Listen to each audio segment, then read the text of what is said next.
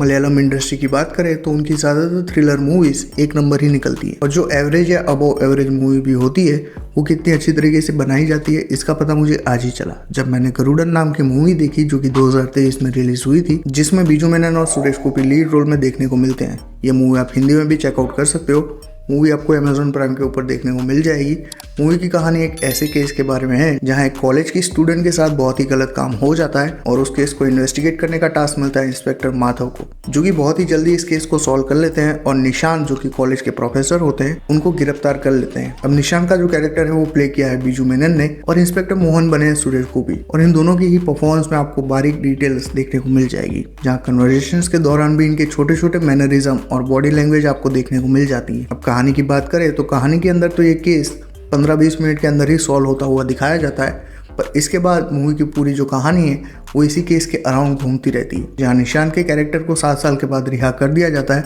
और जब वो जेल से छूट के निकलता है तो उसको पता चलता है कि अब सोसाइटी उसको अपना नहीं रही, जहाँ एक तरफ उसकी बीवी भी उसको अपनाना नहीं चाहती और दूसरी तरफ उसको काम भी नहीं मिल रहा। इसके चलते वो कोर्ट में वापस से अपील करता है और इन्वेस्टिगेटिंग ऑफिसर से कंपनसेशन और साथ ही उसके ऊपर लगाए गए सभी इल्जाम हटा दिए जाने की दरखास्त करता है। अब मुझे पता है कि आप क्या सोच रहे होंगे कि मूवी की जो कहानी है वो इस केस के अंदर ही चलती रहती है और एंड में इस केस का फैसला सुनाया जाता होगा, और ऐसा मुझे भी लग रहा था, पर ऐसा नहीं होता। मूवी के फर्स्ट हाफ एंड होते होते इस केस को भी सॉल्व कर दिया जाता है और मूवी की कहानी आगे बढ़ जाती है, जो कि मेरे लिए काफी सरप्राइजिंग था और मुझे नहीं पता था कि सेकंड हाफ में क्या दिखाया जाएगा। पर सेकंड हाफ से इसके नेगेटिव पॉइंट्स आना शुरू हो जाते हैं, जहाँ पे फर्स्ट हाफ में आपको कोई भी कमी देखने को नहीं मिलती, वहीं सेकंड हाफ में इसकी जो कहानी है वो ऑल ओवर द प्लेस आपको फैली हुई नजर आती है, जहाँ पे कहानी के अंदर भी आपको कोई फॉल्ट देखने को नहीं मिलता। फॉल्ट है तो उसके एग्जीक्यूशन में, जहाँ पे जिन चीज़ों के ऊपर फोकस किया गया है और जो चीज़ आपको दिखाई गई है उसके बदले जो इंपॉर्टेंट चीज़ें हैं उनके ऊपर अगर फोकस करके दिखाया जाता तो सेकंड हाफ भी फर्स्ट हाफ की तरह ही एंगेजिंग और इंटरेस्टिंग बन सकता था,